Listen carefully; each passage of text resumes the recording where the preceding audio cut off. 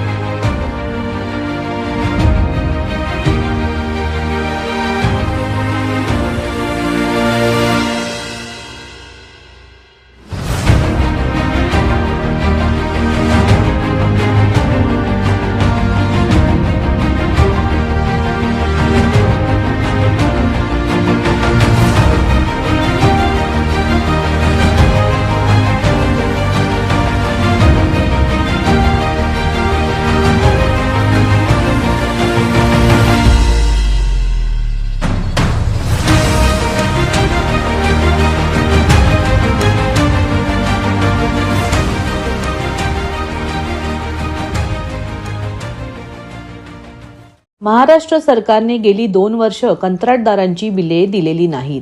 यासाठी आज महाराष्ट्र राज्य कंत्राटदारांनी ठाणे येथील सार्वजनिक बांधकाम विभाग कार्यालयासमोर काम बंद आंदोलन छेडले. यावेळी महासंघाचे मुंबई ठाणे पालघर विभागीय अध्यक्ष मंगेश आवळे यांनी बोलताना सांगितले, महाराष्ट्रातील कंत्राटदार गेली 2 वर्ष सरकारकडे राहिलेल्या बिलांची मागणी करत आहे, पण सरकार जाणून बुजून त्याकडे दुर्लक्ष करत आहे. आम्ही कंत्राटदार राष्ट्राच्या निर्मितीचे काम करत असतो. तन मन धन लावून काम करत असतो. गेल्या 1.5 वर्षापासून आम्ही माजी मुख्यमंत्री एकनाथ शिंदे यांना विनंती करत होतो. आता आम्ही सध्याचे मुख्यमंत्री देवाभाऊ यांना विनंती करतोय. आम्हाला आमचा निधी उपलब्ध करून द्या. बाजूलाच PWDच्या इमारतीचे काम चालू आहे, त्यांना द्यायला तुमच्याकडे निधी आहे. लाडक्या बहिणींसाठी तुम्ही पैसे वर्ग केले, पण आम्हाला द्यायला नाही. आम्हाला आता आमचे घर सोने नाणे गहाण ठेवून आमची घरं चालवतोय. हॉस्पिटल बांधणे, रस्ते बांधणे, ग्रामीण भागातील पूल बांधणे ही सरकारची कामेच आम्ही करतोय. मग आमच्यासारख्या छोट्या कंत्राटदारांचेच पैसे का थकवले जातात? शेतकऱ्यांच्या जशा आत्महत्या होतात तशा आता कंत्राटदारांच्या आत्महत्या होतात की काय, अशी आता आम्हाला भीती वाटायला लागली आहे. आम्ही नवीन सरकारला पत्र दिली आहेत, विनंती केली आहे. याबाबत योग्य तो निर्णय लगेच घ्या, नाहीतर आमचे जे डंपर आहेत, रोडच्या ज्या मशिनरी आहेत, आमचे कामगार आहेत, या सर्वांना घेऊन मंत्रालयाला घेराव घालू. या आंदोलनाला मंगेश आवळे, अनिल नलावडे, कल्पेश केणे, विलास हांडे, विकी पवार, अविनाश तिवरेकर, शेखर नितवणे, मिलिंद साठे, काका कुलकर्णी, संतोष जयकर, फुलवर आणि इतर सदस्य उपस्थित होते. महाराष्ट्र राज्य कंत्राटदार महासंघाच्या वतीने कालपासून 5 तारखेपासून आम्ही राज्यव्यापी आंदोलनाचा इशारा दिलेला. आम्ही काम बंद आंदोलन सुरू केलेले आहे. त्या अनुषंगाने आम्ही आज ठाण्याचे अधीक्षक अभियंता यांना निवेदन द्यायला आलो होतो. आम्ही रितसर आंदोलन केलेलं आणि आम्ही त्यांना निवेदन दिलेलं आहे. ठाणे जिल्ह्यामध्ये हा जो अनुशेष भरून काढत असताना ठाणे जिल्ह्यामध्ये सार्वजनिक बांधकाम विभागामध्ये 2 जिल्हे येतात. एक पालघर जिल्हा पण येतो, जो नवीन नियमित झालेला आहे तो. तर ह्या पालघर जिल्ह्याची लोकसंख्या, त्याचा अनुशेष, आणि ठाणे जिल्ह्याची लोकसंख्या आणि त्याचा अनुशेष, अशी दोघांची सांगड घालून सरकारने ते नियोजन करायला पाहिजे होतं. परंतु ठाणे जिल्ह्यामध्ये तसं काहीही झालेलं नाहीये. गेल्या 2 वर्षापासून आम्ही सतत बोंबलत आलेलो आहे की बाबा आम्हाला आमचा निधी जो आहे तो अपुरा आहे, आम्हाला निधी देण्यात यावा. इमारत दुरुस्तीसाठी ठाणे जिल्ह्याला 238 कोटीच्या निधीची गरज असताना 2022 ते 2024 ह्या 2 अर्थसंकल्पीय कालावधीमध्ये शासनाने आम्हाला फक्त 22 कोटी रुपये उपलब्ध करून दिले.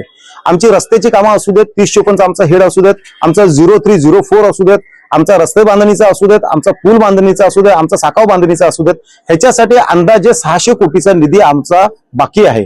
आदिवासी विभाग मोडला जातो. ठाणे जिल्हा हा आदिवासींचा विकास जिल्हा म्हटला जातो. या आदिवासी विकासाच्या जिल्ह्यामध्ये आमचे जवळजवळ 308 कोटीचा आमचा निधी बाकी आहे आणि शासनाने आम्हाला दिले फक्त 18 कोटी रुपये 2 वर्षामध्ये. जलजीवन मिशन असू देत, आमचं प्रधानमंत्री ग्राम सडक योजना असू देत, आमचे सिंचन बनवायचं, आमचं पर्यटन असू देत, असा कुठला हेड आहे की ज्या हेडमध्ये शासनाच्या ह्याच्यामध्ये थकबाकी नाहीये? तर माझी शासनाला ही मागणी आहे की तुम्ही त्वरित आमचा हा जो निधी आहे तो आम्हाला वर्ग करून द्या. त्यासाठी आज आम्ही हे निवेदन वरती दिलेलं आहे. त्या निवेदनामध्ये आम्ही अधिकाऱ्यांना सांगितलेलं आहे. अधिकाऱ्यांनी आम्हाला सांगितलं की आम्ही ही सगळी तुमची मागणी जी आहे ती आम्ही शासनाला कळवू आणि ठाणे जिल्ह्यासाठी जास्तीत जास्त निधी कसा आणता येईल त्यासाठी आम्ही प्रयत्न करू. महाराष्ट्रातील भगिनींना आधार देणारी राज्य शासनाची मुख्यमंत्री माझी लाडकी बहीण योजना. या योजनेअंतर्गत अल्प उत्पन्न गटातील 21 ते 65 वयोगटाच्या भगिनींना मिळणार दरमहा 1500 रुपयाची मदत. अर्ज करण्यासाठी 31 ऑगस्ट 2024 पर्यंत मुदतवाढ. कुटुंबाचं वार्षिक उत्पन्न 2.5 लाख रुपयांपेक्षा कमी असलेल्या महिला पात्र. कुटुंबाकडे पिवळं किंवा केशरी रेशन कार्ड असल्यास उत्पन्नाचा दाखला आवश्यक नाही. पांढरं रेशन कार्ड असेल किंवा रेशन कार्ड नसेल तर कुटुंबाचं वार्षिक उत्पन्न 2.5 लाखांपेक्षा कमी असल्याचा दाखला आवश्यक. योजनेसाठीचा ऑनलाईन अर्ज नारी शक्ती दूत ऍप वरून किंवा पोर्टलवर भरता येईल. ज्या भगिनींना ऑनलाईन अर्ज भरता येत नसेल त्यांच्यासाठी अंगणवाडी, ग्रामपंचायत, वॉर्ड ऑफिस, सेतू सुविधा केंद्रामध्ये किंवा आशाताई बचत गटाच्या CRP यांची मदत उपलब्ध. आता आपल्याला अभिमानानं म्हणता येईल, सुखी आणि सुरक्षित आहे माझी लाडकी बहीण. काही महिन्यांपूर्वी झालेल्या लोकसभा आणि त्यानंतर झालेल्या विधानसभेच्या निवडणुकीत ठाणे जिल्ह्यातील पराभूत उमेदवारांनी मॉकपोलच्या प्रक्रियेवर बहिष्कार टाकण्याचा निर्णय घेतला आहे. सर्वोच्च न्यायालयाने निवडणूक आयोगाला ब्रंट मेमरी तपासणी करून घ्यावी असे निर्देश दिले असताना सर्वोच्च न्यायालयाने दिलेल्या निर्णयाचा अवमान करून मॉकपोल करून घ्यावे असे आदेश जिल्हाधिकाऱ्यांना निवडणूक आयोगाने दिले असल्याने या विरोधात ठाणे जिल्ह्यातील पराभूत उमेदवारांनी या प्रक्रियेवरच बहिष्कार टाकण्याचा निर्णय जिल्हाधिकाऱ्यांच्या बैठकीत घेतला आहे. यावेळी पराभूत उमेदवारांनी जिल्हा निवडणूक अधिकाऱ्यांवर नाराजी व्यक्त केली. संपूर्ण महाराष्ट्रात नुकत्याच पार पडलेल्या लोकसभा व विधानसभा निवडणुकीत ईव्हीएम संदर्भात नागरिकांमध्ये असंतोष निर्माण झाल्याने पराभूत उमेदवारांनी निवडणूक आयोगाच्या विरोधात न्यायालयात याचिका दाखल केल्या होत्या. तसेच काही पराभूत उमेदवारांनी ईव्हीएमच्या बीयू, सीयू, व्हीव्हीपॅट मशीनच्या ब्रँड मेमरी तपासणी करण्यासाठी लाखो रुपये भरले आहेत. पराभूत उमेदवारांनी निवडणूक आयोगाविरोधात टाकलेल्या याचिकेवर सर्वोच्च न्यायालयाने याबाबत तत्काळ खुलासा करावा अशी निवडणूक आयोगाला नोटीस बजावली आहे. या नोटीसमध्ये सर्वोच्च न्यायालयाने निवडणूक आयोगाला ब्रंट मेमरीची तपासणी करून घ्यावी असे निर्देश दिले असताना सर्वोच्च न्यायालयाने दिलेल्या निर्णयाचा अवमान करून मॉकपोल करून घ्यावे असे आदेश जिल्हाधिकाऱ्यांनी दिले आहेत. ठाण्यातील जिल्हाधिकाऱ्यांना पराभूत उमेदवारांनी केलेल्या अर्जदारांची बुधवारी बैठक आयोजित करण्यात आली होती. ठाणे जिल्ह्यातील कार्यालयात झालेल्या बैठकीला माजी खासदार राजन विचारे, दीपेश म्हात्रे, MK मडवी, पांडुरंग बरोरा, सुभाष पवार, सचिन बासरे तसेच इतर उमेदवारांचे प्रतिनिधी उपस्थित होते. या बैठकीत तुम्हाला फक्त मॉकपोल करता येणार असल्याने सांगण्यात आल्याने सर्व पराभूत उमेदवारांनी संताप व्यक्त करून या संपूर्ण प्रक्रियेवर बहिष्कार टाकण्याचा निर्णय घेतला आहे. तुम्ही बघितलं असेल की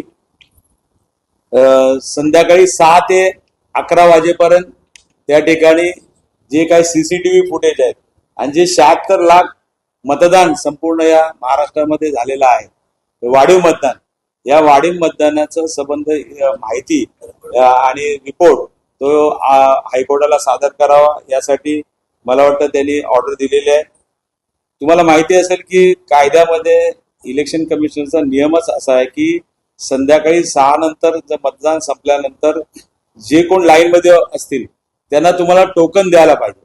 परंतु इथे कुठलंही नाही, म्हणजे 76 लाख लोकांना या लोकांनी टोकन दिले का, या संबंध गोष्टीचं संबंध माहिती हायकोर्टाने मागितलेली आहे. आणि त्याचबरोबर मला वाटतं 95 मतदारसंघामध्ये या संबंध ऑब्जेक्शन या ठिकाणी रेस केलेले आहेत. मग ते कोर्टात असेल, हायकोर्टात असेल किंवा इतर इलेक्शन कमिशनरकडे असेल. जर तुम्ही बघितलं असेल प्रत्यक्षात झालेलं मतदान आणि ईव्हीएम मध्ये झालेलं मतदान याच्यामध्ये भरपूर तफावत आहे.